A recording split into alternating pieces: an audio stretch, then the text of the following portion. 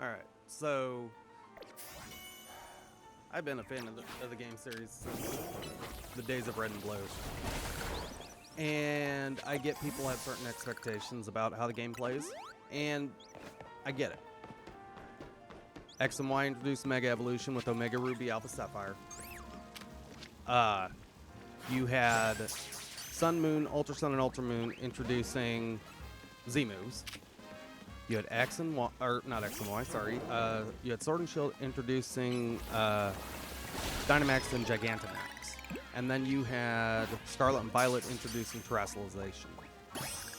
You know, the game mechanics on their own are interesting, and even, you know, Terrestrialization for Scarlet and Violet changed a lot of the meta, because you couldn't predict what type your opponent could Terrestrialize into. And from a competitive standpoint, I could see why the changes over those subsequent generations would make the play space a lot more fluid. But in my opinion, Nintendo, and not even Nintendo, but Game Freak and the Pokemon Company need to pick one mechanic. You know, you've got all of these other games. Let's say Final Fantasy XIV. Their one gimmick is your one character can play all classes. You've got, well, Destiny 2 now, which their gimmick is hand-wavy space magic. And all three characters have access to unique abilities, but in the same form across each class. Like, ZA did a lot better than I thought it was going to, even with all the backlash, especially over the Power World lawsuit that's ongoing. And again, Nintendo, again, not even Nintendo, but the Pokemon Company needs to pick one mechanic. And I understand we got Champions coming later on at some point either this year or in 26, but that's going to bring all of those mechanics into the forefront, and that's where the age of Pokemon's probably going to show, because they're going to try and have, you know, Dynamax mixed in, Dynamax Gigantamax mixed in with Terrestrialization, mixed in with Megas, mixed in with Z-moves, and it's going to create this meta where if you're not running this specific team with these specific moves, with these specific items, you're bad. And you can't do that. You can't introduce things that completely change up the meta to where once people figure out how things are going to work in tandem, how you're going to end up balancing those four mechanics. And I mean, I understand, you know, you might only be able to Mega one Pokemon, you may only be able to Terrestrialize one, you might be able to Dynamax Gigantamax one, you might only be able to Mega Evolve one.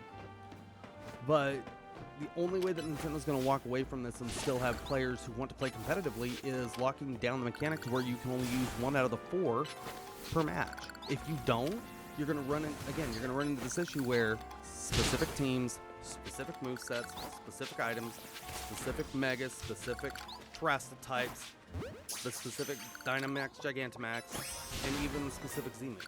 Like, that's going to kill the competitive scene. And once your competitive scene goes away, people stop playing.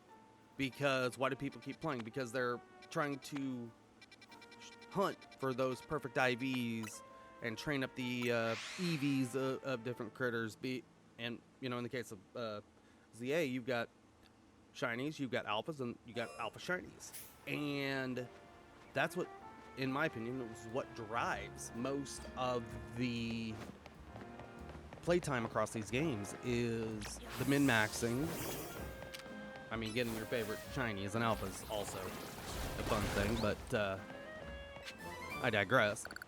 I've already played through ZA once on a separate account other than my main, and the story, I feel, quite a happy ending to X and Y. It's the Z game we should have gotten back then, but what next time? Alright, I will absolutely ask you guys for my video editing skills are like junk, but they really are. Like, this is my first time doing this. I'm used to streaming and trying this again, but I digress. The thing that I guess sets ZA apart is the fact that you've got story missions like Arceus did, where you go to X place, do Y thing, get Z reward, and rinse out the repeat, which I feel works very well for these games. One of the things that I've seen is, or heard, or even thought of when I heard about it, was the fact that the Mega Stones for Greninja, Delphox, and Chestnut are available through ranked play. Like, that was a big wasted opportunity, in my opinion, for Nintendo to do a mystery gift for those three. But they will do what they do. The people that were playing day one, it's, as of recording, it's been 12 days.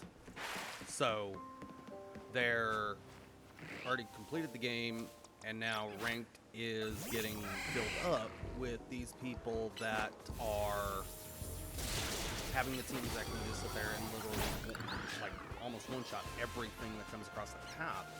And one of the other things that I think they also had a miss is the fact that if you rank 3rd and 4th, you lose points.